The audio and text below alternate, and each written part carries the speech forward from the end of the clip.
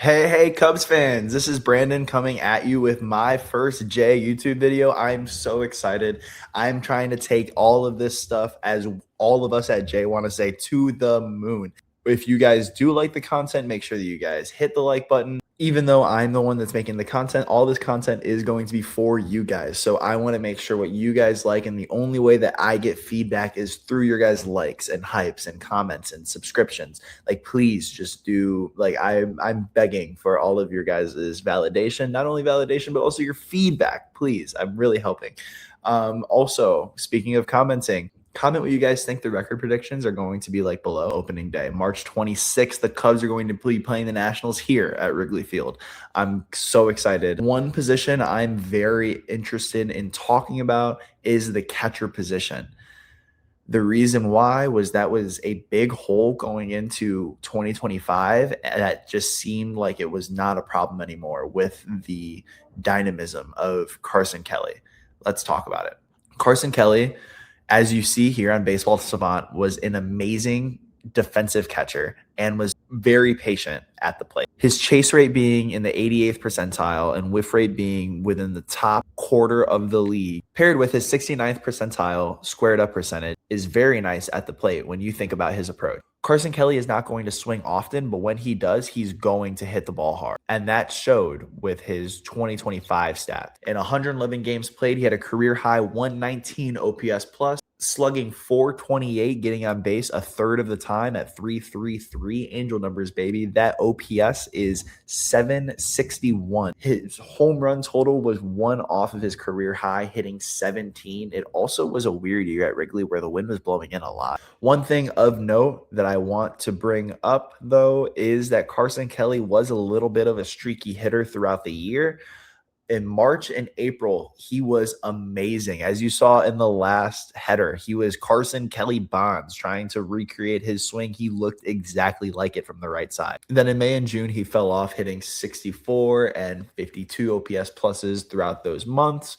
But in July, he turned it back up. He looked like he got much needed rest from the All-Star break. Until you get back to August and September, that 1 week of rest is not enough for the body to sustain for 2 months. I'm actually very optimistic for Carson Kelly coming into 2026, solely just because the Cubs are going to get Miguel Amaya back. Miguel Amaya only played 28 games in 2025 because he had an oblique injury in the beginning of the year. And when he came back in Toronto, he had a freak ankle injury, legging out a ball to first base. Once again, if you guys really like what we do, please share and subscribe. Our next goal is 1.1K subscribers. Please hit that subscribe button. It's right there at the bottom. It's going to give you every single new J video that is going to be dropping.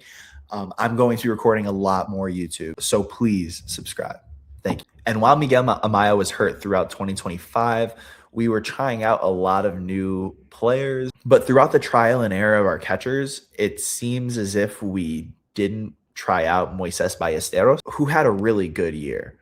In 21 games played, granted very small sample size, he only struck out 18.2% of the time, walking 13.6. For reference, a league average K rate is around 22%, and a league average walk rate is around 9%. He also slashed nearly 300, 400, and 500. He also had a very memorable moment I wanted to note of him hitting a home run to opposite field off of Anthony Rizzo's hand. While it has nothing to do with his stats, it was a really cool story that I couldn't help but to bring up at this moment. Although Ballesteros is an amazing hitter, I don't know what his future holds as a catcher. As you see here, Moises Ballesteros, although listed as a catcher, started playing catcher less and less. I know what you guys are saying. Brandon, he had 60% of games played within 2 seasons at AAA. I do want to note that they had him DH a lot more in AAA as a secondary position, while in the lower rungs of the minor leagues, they had him playing first base more often. And also, as you see, I didn't even bother to try to get the percentage of 1 out of 21 because the Cubs didn't even bother putting him behind the plate in his first year of big league time. So with that, and also Craig Counsell saying that Moises Ballesteros is going to have a lot more reps at first base and DH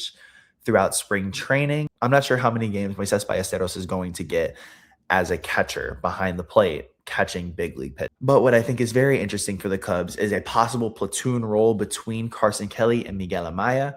And the reason why is that Miguel Amaya is really good against right-handed pitching. He has good reverse splits, but not that great against left. As you see here, Miguel Amaya had an 887 OPS against right-handed pitching in 2025 in a very small sample size, once again, 28 games, but in a larger sample size in 2024, in a season where he struggled, and you knew that he struggled up until August, he had a 708 OPS. Now, when you look at the stats against left-handed pitching, it is brutal.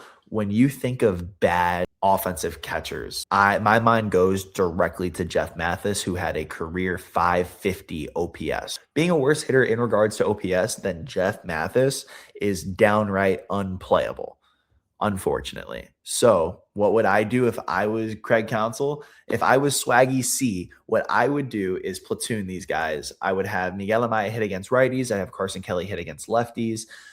Carson Kelly possibly getting a little bit more playing time hitting against righties than Miguel Amaya. I think it'd be close, a lot more 65-45 or 70-30, Carson leaning towards Carson Kelly than Miguel Amaya. But with Carson Kelly in his 11th year and Miguel Amaya hitting arbitration after this offseason, I would imagine them using Miguel Amaya a little bit more just to see what they have out of the young prospect. I would also like to see what we have. Once again, thank you all for joining. Please like, comment, subscribe. This is going to be a fantastic season. I cannot be more grateful for you guys for watching, and have a great day.